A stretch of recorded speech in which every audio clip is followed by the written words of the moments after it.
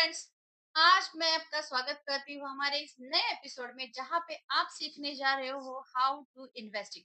तो दोस्तों, इसके पहले कि आप इस वीडियो में खो जाओ, आप कोच शुभांगी इस चैनल को जरूर सब्सक्राइब कर देना और शेयर कर देना उन न्यू कमर्स के साथ जो इन्वेस्टिंग की दुनिया में कदम रखना चाहते हैं। हमारा फोर्थ मॉड्यूल है हाउ टू इन्वेस्टिंग और हाउ टू स्टार्ट इन्वेस्टिंग। दोस्तों, कहीं पे भी अगर हमें इन्वेस्ट करना है तो हमें वो पहले सीखना पड़ेगा, क्योंकि ब्लाइंडली अगर आप किसी के भी टिप के आधार पे कहीं पे भी इन्वेस्ट कर रहे हो तो वो आगे चल के आपको दिक्कत पैदा कर सकता है। क्योंकि आजकल तो इतना सारा नॉलेज भर भर के पड़ा है इंटरनेट पे कि आपको कहीं से भी टिप मिल जाती है। लेकिन इसके लिए जरूरी है कि आपको बेसिक नॉलेज होना।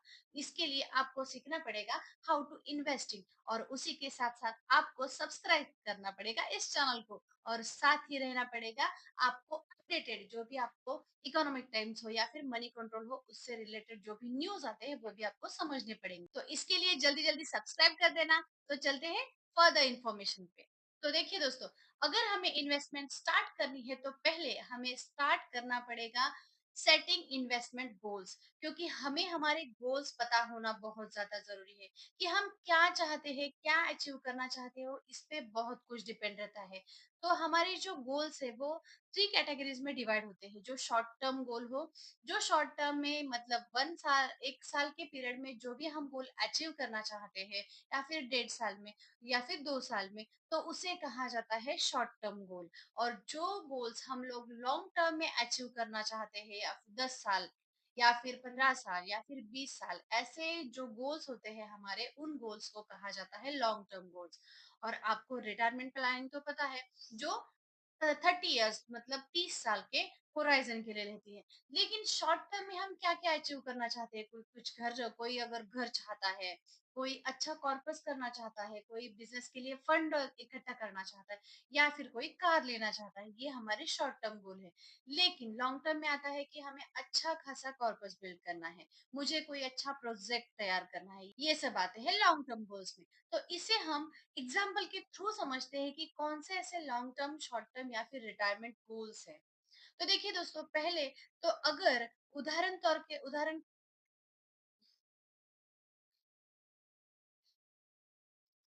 तो दोस्तों देखिए, पहले हमें अगर उदाहरण के तौर पे देखना है तो हमारा अगर शॉर्ट टर्म इन्वेस्टमेंट गोल है, अगर हमें 1 साल में 1 लाख रुपए जोड़ना है, हमारे पास समय कितना है, 1 साल है, रिस्क कितनी है, कम रिस्क है, तो इजीली हम लोग 6 to 8% का सेविंग अकाउंट में 3 to 4% होता है, तो एफडी में भी हम अच्छे से 6 to 8% का एनुअल रिटर्न हम जनरेट कर सकते हैं। क्योंकि हमें बहुत जल्दी पैसा चाहिए होता है, तो इसके लिए एफडी बेटर रहती है कि 1 इयर्स मैच्योरिटी प्लान रहता है, उसमें 3 इयर्स मैच्योरिटी प्लान रहता है।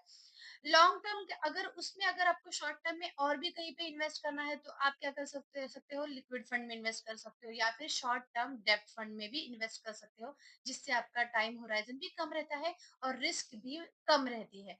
अगर हम लॉन्ग टर्म गोल के बारे में सोचे तो लॉन्ग टर्म गोल में अगर हम एग्जाम्पल के तौर पे ले तो 10 साल में हमें अगर 10 लाख रुपए जोड़ने हैं, मैंने अमाउंट कम ली है क्योंकि हमें इसे समझना बहुत ज्यादा जरूरी है। हमारे पास समय कितना है, 10 साल का, और हमारी रिस्क कितनी रहेगी, मॉडरेट रिस्क रहेगी, मतलब मिडिल टाइप की रिस्क रहेगी, ज्यादा रिस्क की भी नहीं रहेगा और वेरी कम रिस्क भी नहीं रहेगी, मॉडरेट रिस्क रहेगी।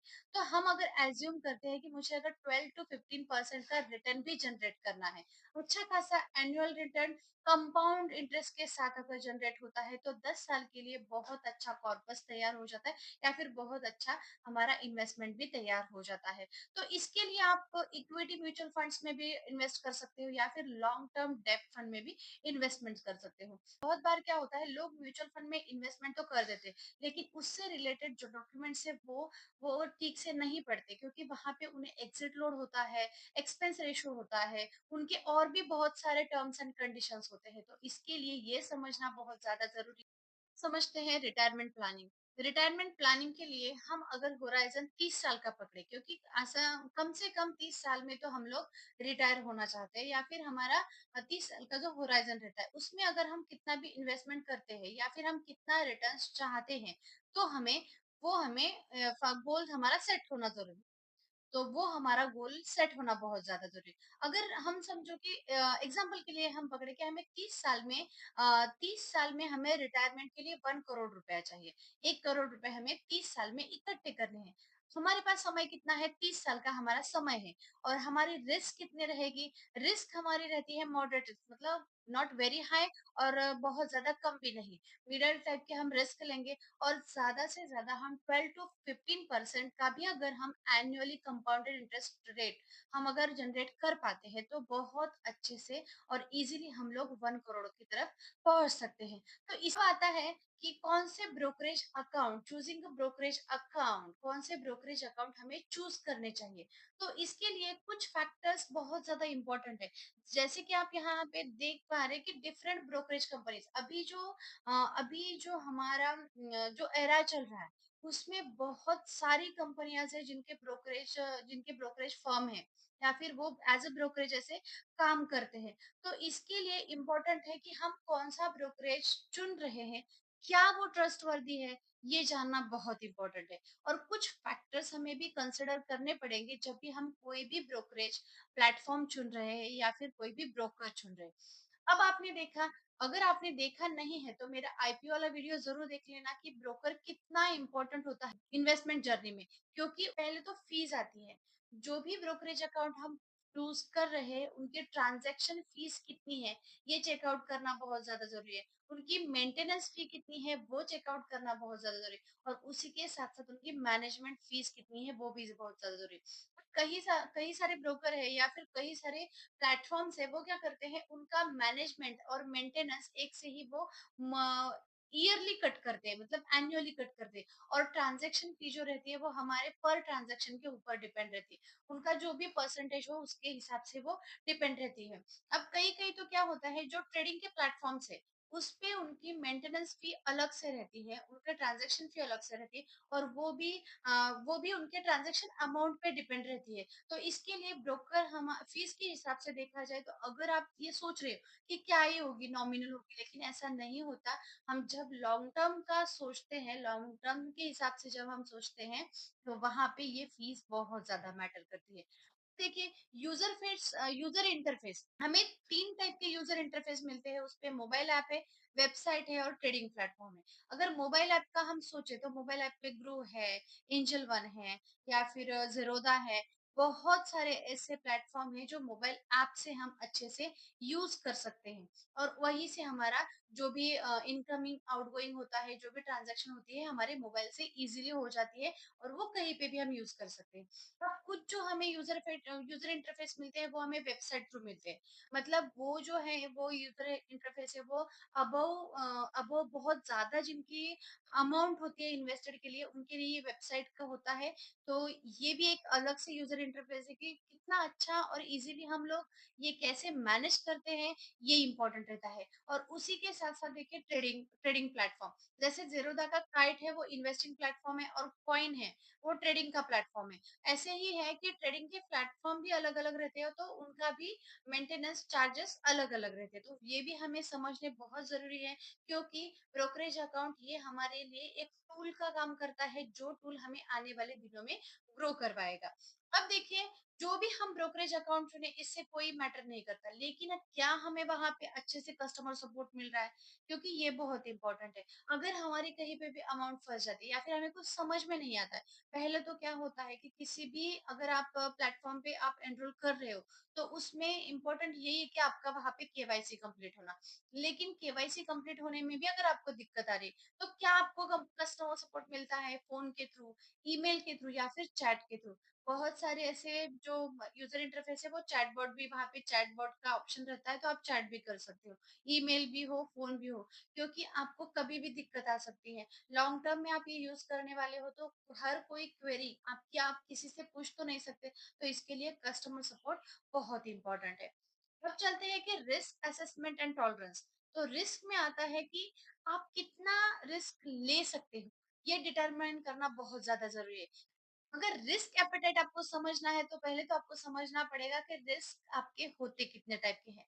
तो जो कंजर्वेटिव रिस्क होती है, कंजर्वेटिव रिस्क एपेटाइट वाले लोगों को कम रिस्क लेने को वो तैयार होते हैं और वो अपने इन्वेस्टमेंट को स्टेबिलिटी, जो भी प्लेटफॉर्म है, जो भी स्टेबल जहाँ पे हमें इनकम मिलता है वहां पे इन्वेस्ट करना प्रेफर करते हैं, क्योंकि ये कंजर्वेटिव वाले होते हैं वो कम रिस्क लेना पसंद करते हैं। अब मॉडरेट वाले क्या करते हैं कि मॉडरेट वाले वहां पे अपना पैसा इन्वेस्ट करेंगे जहां पे कम भी रिस्क भी बहुत ज्यादा ना हो, मतलब मीडियम टाइप के रिस्क हो, और मुझे रिटर्न भी बहुत अच्छे जनरेट करने हैं, मतलब 12 to 15% रिटर्न जनरेट करने हैं। तो ऐसे जो होते हैं वो मॉडरेट रिस्क वाले लोग होते हैं। और एग्रेसिव वाले रिस्क एपेटाइट वाले लोग क्या करते हैं, ज्यादा रिस्क लेने को तैयार होते हैं। वे अपने इन्वेस्टमेंट को हाई ग्रोथ और हाई रिटर्न्स को प्रेफर करते हैं। लेकिन जब भी हम एग्रेसिवली कहीं पे इन्वेस्टमेंट करते हैं तो वहां पे रिस्क भी बहुत ज्यादा बढ़ जाता है। लेकिन अगर आप वो मैनेज कर सकते हो तो डेफिनेटली आपको एग्रेसिव भी कभी कभी रहना पड़ता है। अगर रिस्क एपेटाइट डिटरमाइन करने के लिए आपको अपने फाइनेंशियल गोल्स, रिस्क टॉलरेंस और आपके इन्वेस्टमेंट हॉरिजन पर ध्यान देना होगा। आपको अपने रिस्क एपेटाइट को अच्छे से समझना होगा। अब समझते हैं कि बिल्डिंग एन इमरजेंसी फंड। देखिए दोस्तों, इमरजेंसी फंड एक ऐसा फंड है जो आपके लिए इमरजेंसी सिचुएशन में मदद करता है। ये फंड आपके लिए फाइनेंशियल सिक्योरिटी प्रोवाइड करता है और आपको इमरजेंसी सिचुएशंस में फाइनेंशियली प्रिपेयर्ड रखने में भी मदद करता है। इमरजेंसी फंड का महत्व बहुत ज्यादा है।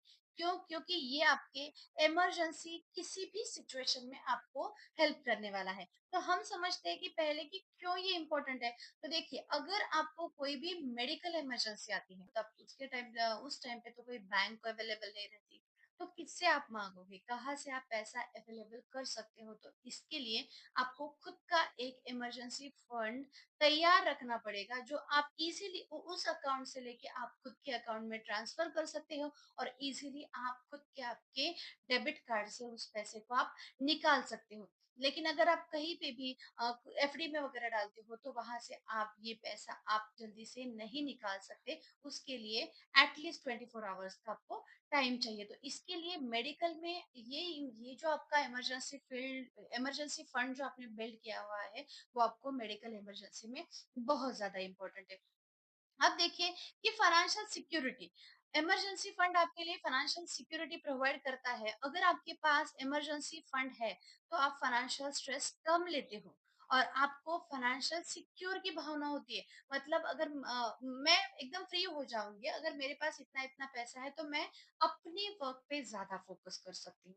क्योंकि अगर मुझे मुझे कोई प्रॉब्लम होता है, मेरे फैमिली को कोई प्रॉब्लम होता है, तो हम लोग क्या करते हैं, हम लोग स्ट्रेस में आ जाते हैं और स्ट्रेस में होने के कारण हम हमारे वर्क पे फोकस नहीं कर पाते। तो इसके लिए इमरजेंसी फंड बिल्ड करना इम्पोर्टेंट है एज अ फाइनेंशियल सिक्योरिटी के लिए भी। और उसी के साथ साथ डेप्ट को अवॉइड करना। अगर आपके पास इमरजेंसी फंड है और आपके पास कोई इमरजेंसी सिचुएशन आती है तो आप क्या करते हो, उस इमरजेंसी फंड को इजीली आप डायल्यूट कर सकते हो।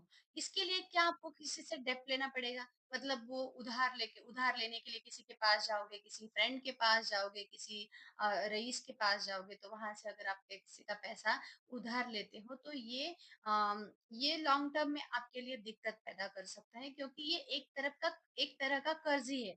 मतलब अगर आप किसी से मदद भी ले रहे हो तो ये भी एक टाइप का कर्ज ही है। तो इसके लिए इससे भी बचाव हो सकता है। तो इसके लिए खुद का एक अपना 6 मंथ का इमरजेंसी फंड जरूर बिल्ड करके रखना है। जो भी आपके 6 मंथ के खर्चे, मतलब कैसे निकालना है, जो भी आपका मंथली जो आपका एक्सपेंसेस है, इनटू 6 करना है और उतना अमाउंट आपको एज ए इमरजेंसी फंड कहीं बाजू में रखना है, जो किसी को नहीं पता, सिर्फ आपको पता है।